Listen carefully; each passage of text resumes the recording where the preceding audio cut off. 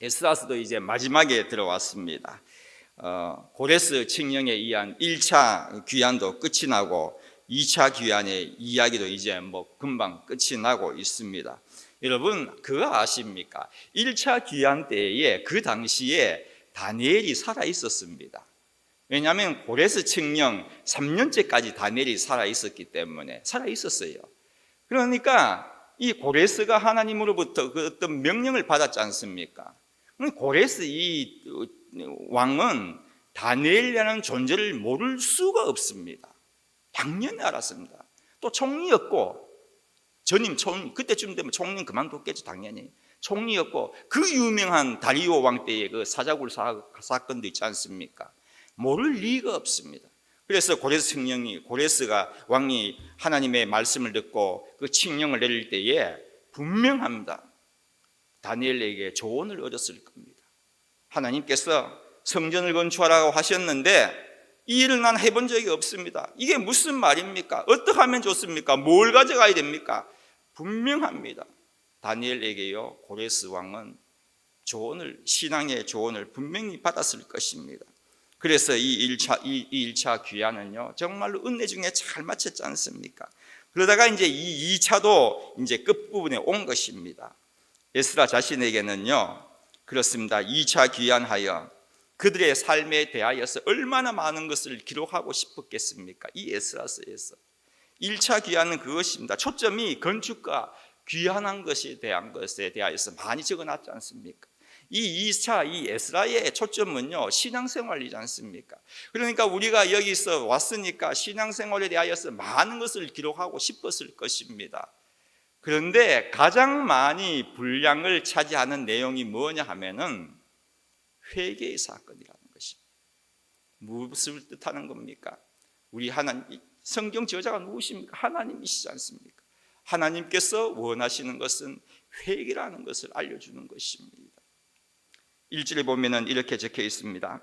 에스라가 하나님의 성전 앞에 엎드려 울며 기도하여 죄를 자복할 때에 많은 백성이 크게 통곡하며 이스라엘 중에서 백성의 남녀와 어린아이의 큰 무리가 그 앞에 모인지라. 지도자들이 이방 여인과 막 결혼했지 않습니까? 그래서 회개하는 모습인데, 여러분 이방인과의 결혼이 회개할 일이냐는 것입니다. 어떻게 생각하십니까? 현대에 살고 있는 우리들에게는 이해가 되지 않는 말씀이지 않습니까? 다른 나라 사람들과 외국인과 결혼한 것은 회개할 일이었다는 것입니다. 지금으로서는 상상 초월이죠. 그렇게 상상 초월된 것, 다시 말씀드려서 이방 외국 국적의 사람과 결혼할 수 있는 것은 예수님의 십자가의 사건 이후의 일입니다. 그전에는 율법대로였습니다. 율법에 정확하게 그렇게 기록되어 있지 않습니까? 신명기 보면은 그들과 혼인하지 말라. 왜입니까? 내 아들을 유혹하여서 그로 여호와를 떠나고 다른 신들을 섬기게 함으로 여호와께서 너희에게 진노하사 갑자기 너희를 멸하실 것입니다. 율법입니다. 그러나 이 율법을 우리에게 파해 주신 것이 예수님이시지 않습니까? 그래서 예수님 후로는 우리가 이방 외국 국적인 외국인과 결혼할 수 있는 것입니다. 지금 이렇게 이 말씀한 것이 무슨 내용입니까? 그들이 믿고 있던 이방신을 자신들도 믿게 되기 때문에 하나님께서 금하셨다는 말씀입니다. 신명기 말씀은 아시겠습니까? 결혼하게 되면 그들이 섬기는 신을 우리도 섬기게 될 것이다. 이게 무슨 말입니까? 이방신의 용납입니다. 이방신을 인정하는 것이기 때문에 하나님께서 그렇게도 금하신 것입니다. 그러기에 그렇습니다. 수많은 율법에서 다른 율법을 어기는 것은 그냥 불순종이지만은요, 이방과의 결혼은 하나님 자신에 대한 도전입니다. 그러니까 하나님은 절대로 용납할 수 없는 것입니다. 어디 감히 나한테 도전하느냐는 겁니다. 율법 불순종은 그냥 죄지 않습니까? 이거는 차원이 다른 것입니다. 여러분, 성경에서 이방인 여인과의 결혼하면은 대표적인 사람이 누구입니까? 잘 아시는 솔로몬이지 않습니까? 솔로몬이요, 재임 기간 동안 얼마나 많은 화려한 업적을 자기가 그렇게 쌓았습니까? 그 중에서 가장 큰 업적이 뭡니까? 계속 성전 건축하고 있지 않습니까? 그 성전 건축이 정말로 위대한 대업적이었지 않습니까? 그러나 아무리 그 화려한 업적을 쌓았다고 하더라도 하나님께서는 엄청 진노하십니다. 3번 찾아가십니다. 지금 2번 찾아갔다고 말씀하셨거든요. 그 당시에 그 찾아가신 것을 생각하면 3번 찾아가셨어요. 3번 하나님께서 찾아가셔가지고 따지신 게 뭡니까? 너 왜 이방 여인과 결혼했느냐 이겁니다. 그만큼 하나님께서는요 의지가 있는 거, 이 참을 수 없는 겁니다. 이방 여인과의 결혼은요. 왜 그렇습니까? 말씀드렸지만은 직접적인 도전이기 때문에 그렇습니다.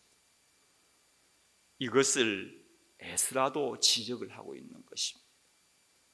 그래서 그들이 회개를 하는데요, 지금 회개의 역사가 어디에서 일어나고 있습니까? 1절 말씀에는요 하나님 앞이라고 적혀 있습니다.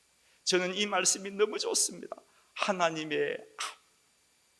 여러분, 하나님의 앞, 그 앞에서 그들은요 통곡을 하면서 울었다고 그렇게 기록을 하고 있는 것입니다. 여러분, 하나님 앞에서 회개만 하겠습니까?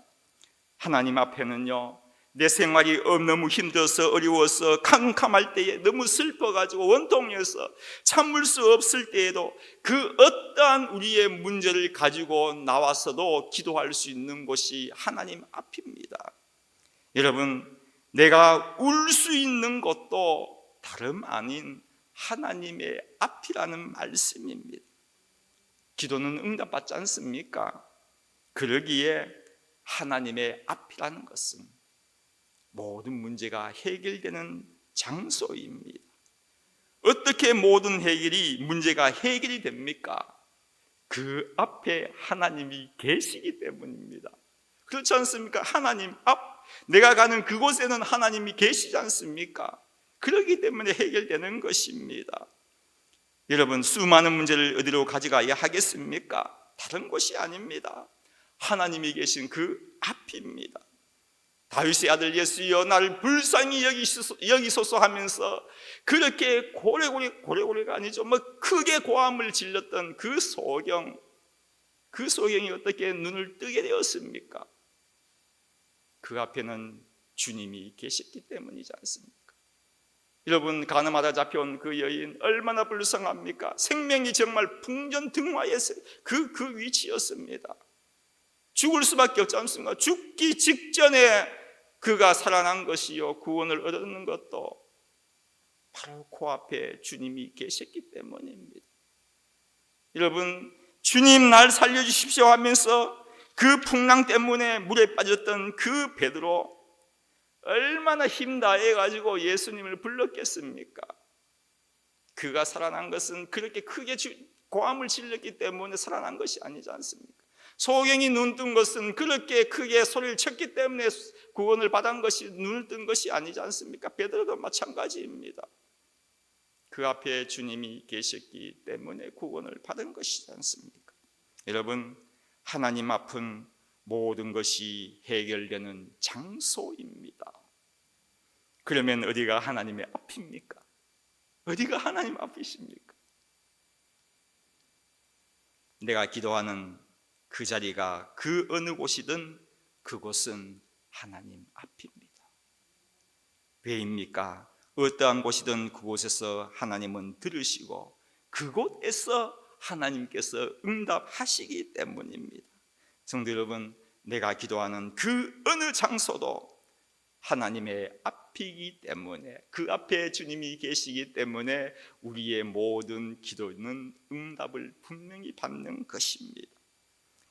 하나님 앞에 회개의 자리에 본문에 보면은 누가 모였습니까?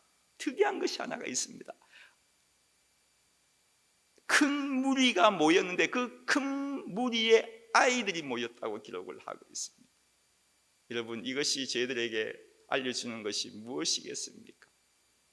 회개는 연령 제한이 없다는 것입니다. 어리기 때문에 하나님께서 봐주시고 나이가 많기 때문에 봐주지 않는 것이 아닙니다. 회개라는 것은요, 어린애들도 해야 되는 것이고 나이 많으신 분들도 해야 되는 것이 회개라는 것입니다. 회개에는 그런 제한이 있는 것이 아닙니다. 높고 낮음도 없습니다. 고위직은 괜찮고, 지금 보십시오. 제사장하고 높은 사람들, 레위 지파들, 레위 자손들 지금 회개하고 있지 않습니까? 그것도 없습니다. 고위가 없습니다. 고저가 없다는 것입니다. 회개는요, 육신의 몸을 가지고 있는 한 모두가 해야 하는 것입니다. 여러분, 우리는 육신의 몸을 입고 있지 않습니까? 영문은 필요가 없습니다. 영문에게는 회개란 자체가 없습니다. 마귀가 회개한다, 그거는 없는 거예요. 마귀 이꼴 지옥입니다. 그 사람들 회개라는 게 있을 수 없습니다. 왜요? 예수님은 육신의 몸을 입고 우리를 위하여 돌아가셨는 것이지 영문을 위하여 돌아가신 게 아니거든요. 회개는요, 육신의 몸을 입었다면 다 해야 하는 건데 어린애들이 회개를 했다는 것입니다. 여러분 생각해 보십시오. 10살짜리의 죄가 많습니까? 저같이 60 먹은 사람의 죄가 더 많겠습니까? 나이가 들수록 우리는 회개를 철저히 해야 합니다.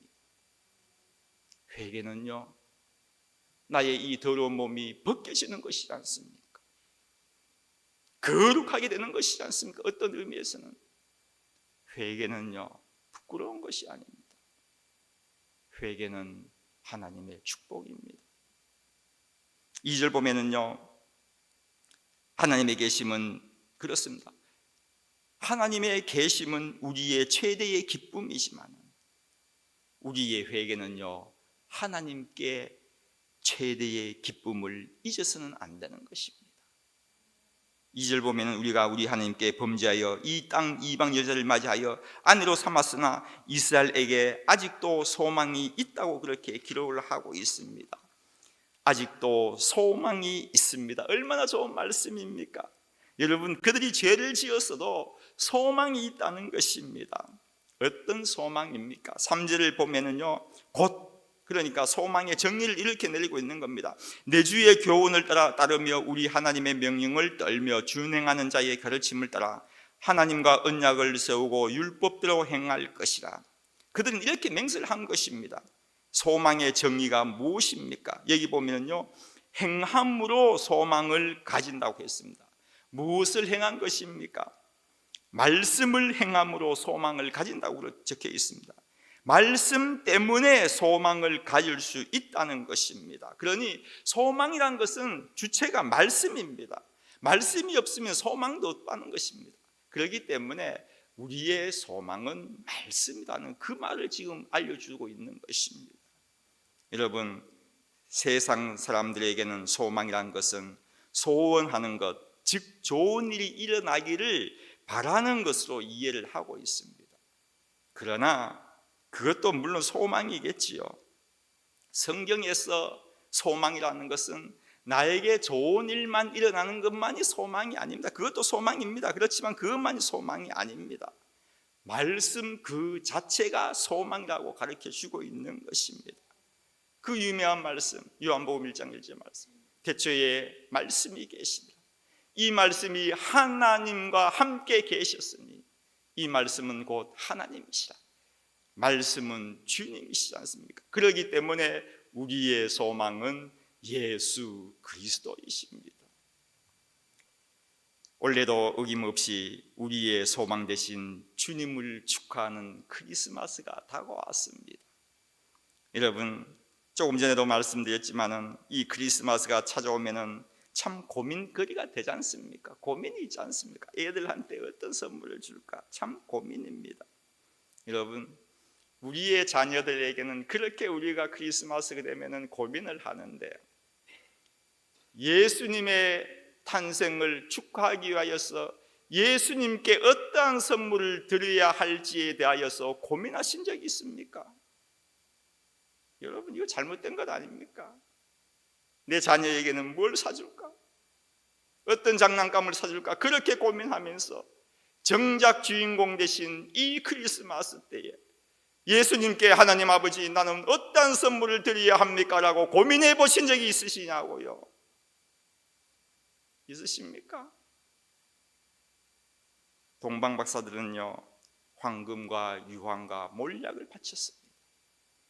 여러분, 동방이라 했으니까 이스라엘의 동방이라 이스라엘보다도 동쪽이라고 생각하시면 안 됩니다. 물론 동쪽이죠. 그러니까 동쪽에 있는 바로 옆에 나라라고 생각해서는 안 된다는 것입니다. 동방이라는 적어놓은 이유가 있을 것 아닙니까? 바로 옆에 나라 같으면은 동방 박사라면은 바로 옆에 나라에서 왔다고 하지 뭐 그렇게 동방이라는 말을 사용하겠습니까? 동방이라는 의미는 그만큼 멀리 떨어졌다는 뜻도 포함을 하고 있는 것입니다. 그러니까 지도를 한번 보십시오. 이스라엘 있으면은 그 동쪽이 뭐냐면은 옛날에 그 바벨론 땅입니다. 물론 더 동방도 있을 수 있죠. 어떤 주석에는 중국이라는 말도 적어 놓은 것도 본 적이 있습니다. 그럼 모르겠어요. 정확하게 알 수가 없지 않습니까? 그러나 여하튼 이스라엘보다는 동쪽인데, 동쪽에 가기 위해서는 뭐가 있는 줄 압니까? 사막이 있습니다. 정말로 바벨론, 그 옛날에 바벨론 땅에서의 박사들이었다면은 생각해 보십시오. 하나님께서 오는 길이 없습니다. 아브라함이 걷던 그 길입니다. 포로로서 귀환할 때에 1차 귀환하고 2차 귀환하고 3차 귀환, 느헤미야 성벽을 짓기 위하여서 귀환하는 것이지만 1, 2, 3차 귀환 때에 그 루트를 따라서 오는 사람들입니다. 하나님께서 왜 그 루트를 따르겠습니까? 예수님이 탄생한 것을 알리기 위하여서는 저가 하나님이라면은요, 그 사막, 그 추운 그 사막 그냥 가로질러서 오게도 할 수 있습니다. 왜 못하시겠습니까? 그 추운 사막에 불기둥을 두어서 안 춥게 하고 이렇게 오게 할 수도 있지 않습니까? 그런데 하나님께서는 그렇게 하지 않으시는 분이에요. 똑같은 루트를 1차 귀환 때의 루트, 2차 귀환 때의 루트 조금 다를 수는 있겠지만 그 루트를 타고 다시 내려오게끔 하셨다는 것입니다.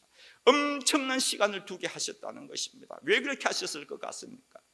저는 그렇게 생각해 봤습니다. 얼마나 많은 여관에 머물면서 왔겠습니까?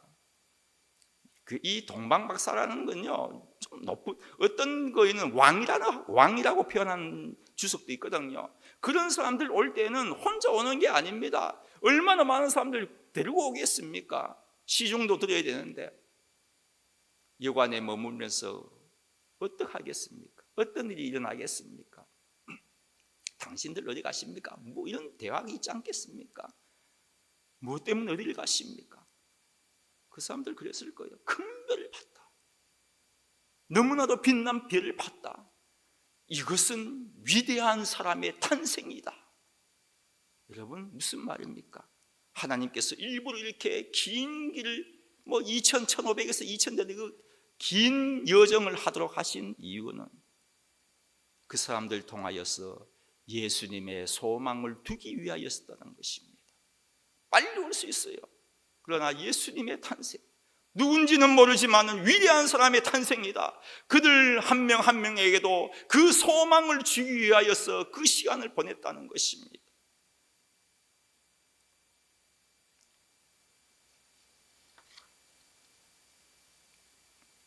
동방박사들은요, 황금과 유황과 몰락, 최대의 것, 최고의 것을 바쳤습니다.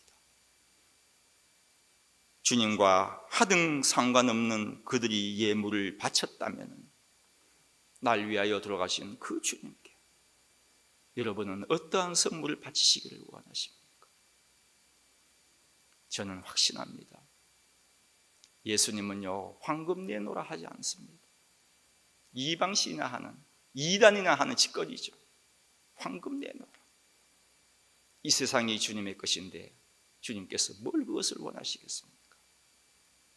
하나님께서, 예수님께서 가장 기뻐하시는 예물은 우리의 회개입니다. 이것을 바칠 때에 예수님께서는 기뻐하실 것입니다.